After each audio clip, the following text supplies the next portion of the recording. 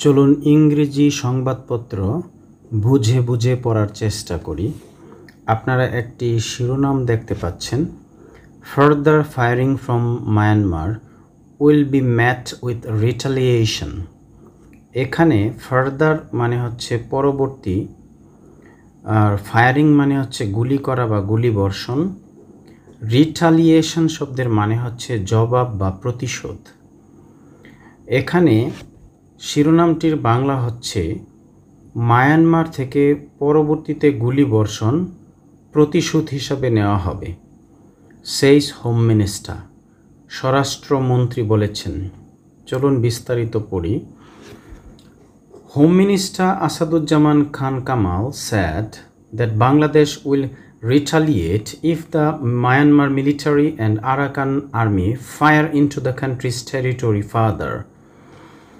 এখানে যদি আমরা ভেঙে ভেঙে অনুবাদ করি তাহলে home minister Asaduzzaman Khan Kamal said that, এটুকুর বাংলা হচ্ছে স্বরাষ্ট্রমন্ত্রী আসাদুজ্জামান খান কামাল বলেছেন যে বাংলাদেশ উইল রিটালিয়েট, বাংলাদেশ প্রতিশোধ নেবে বা জবাব দেবে, if the Myanmar military and Arakan army, যদি মায়ানমারের সেনাবাহিনী এবং আরাকানের সেনাবাহিনী ফায়ার ইনটু, গুলি বর্ষণ করে, দ্য কান্ট্রিজ টেরিটরি ফার্দার, পরবর্তীতে বাংলাদেশের ভূখণ্ডে বা অঞ্চলে। এখানে টেরিটরি মানে হচ্ছে ভূখণ্ড বা অঞ্চল বা এলাকা। তাহলে এটুকুর বাংলা হচ্ছে স্বরাষ্ট্রমন্ত্রী আসাদুজ্জামান খান কামাল বলেছেন মায়ানমারের সেনাবাহিনী ও আরাকান সেনাবাহিনী দেশের ভূখণ্ডে গুলি চালালে বাংলাদেশও পাল্টা জবাব দেবে। তারপর he said this while talking to journalists at the secretariat on Thursday. এখানে while talking to journalists এর মানে হচ্ছে সাংবাদিকদের সাথে আলাপচারিতার সময়। সেক্রেটারিয়েট কথাটির মানে হচ্ছে সচিবালয়। তাহলে এটুকুর বাংলা দাঁড়াচ্ছে বৃহস্পতিবার সচিবালয়ে সাংবাদিকদের সঙ্গে আলাপকালে তিনি একথা বলেন। তারপরে both the Myanmar military and the Arakan army have been warned not to fire at Bangladesh, he said. এখানে have been warned মানে হচ্ছে সতর্ক করা হয়েছে, not to fire গুলি না করতে। তাহলে এটুকুর বাংলা দাঁড়াচ্ছে তিনি বলেন মায়ানমারের সেনাবাহিনী এবং আরাকান সেনাবাহিনীকে বাংলাদেশে গুলি না করার জন্য সতর্ক করা হয়েছে।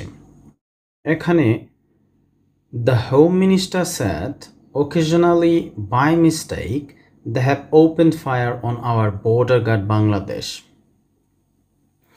এখানে by mistake মানে হচ্ছে ভুলবশত বা ভুলক্রমে, occasionally এর মানে হচ্ছে মাঝে মাঝে। তাহলে এটুকুর বাংলা দাঁড়ালো স্বরাষ্ট্রমন্ত্রী বলেন মাঝে মাঝে ভুলবশত তারা আমাদের বর্ডার গার্ড বাংলাদেশের উপর গুলি চালিয়েছে। তারপরে আছে we have conveyed our concern to them. এখানে কনভে মানে হচ্ছে বহন করা বা কোনো কিছু নিয়ে যাওয়া। কনসার্ন এর মানে হচ্ছে উদ্বেগ। we have conveyed our concern to them এর মানে হচ্ছে যে আমরা আমাদের উদ্বেগের কথা জানিয়েছি। they said if we clearly display the Bangladeshi flag on our vessels, no one will fire at them, reports Basos. এখানে বলা হয়েছে যে if we clearly display the Bangladeshi flag, যদি আমরা বাংলাদেশি পতাকা স্পষ্টভাবে প্রদর্শন করি। এখানে একটি শব্দ রয়েছে ভ্যাসেলস। ভ্যাসেলস মানে হচ্ছে জাহাজ। নো ওয়ান উইল ফায়ার এর মানে হচ্ছে কেউ গুলি করবে না। তাহলে এটুকুর বাংলা দাঁড়াচ্ছে তারা বলেছে আমরা আমাদের জাহাজে স্পষ্টভাবে যদি বাংলাদেশের পতাকা প্রদর্শন করি কেউ তাদের লক্ষ্য করে গুলি চালাবে না। এটা বাসস রিপোর্ট করেছেন। এখানে বলা হয়েছে he said that due to poor navigability at certain points of the Naf River, Reaching St. Martin's Island from Teknaf has become a challenge for boats.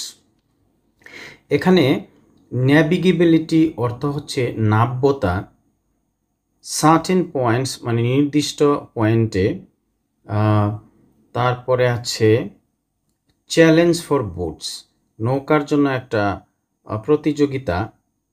তাহলে এটুকুর বাংলা দাঁড়াচ্ছে, তিনি বলেন নাফ নদীর নির্দিষ্ট পয়েন্টে নাব্যতা কম থাকায় টেকনাফ থেকে সেন্ট মার্টিন দ্বীপে পৌঁছানো নৌকার জন্য চ্যালেঞ্জ হয়ে দাঁড়িয়েছে। তারপর আছে it forces Bangladeshi boats to navigate those parts through Myanmar waters leading to incidents where the Myanmar military ও the Arakan Army opens fire, he shed.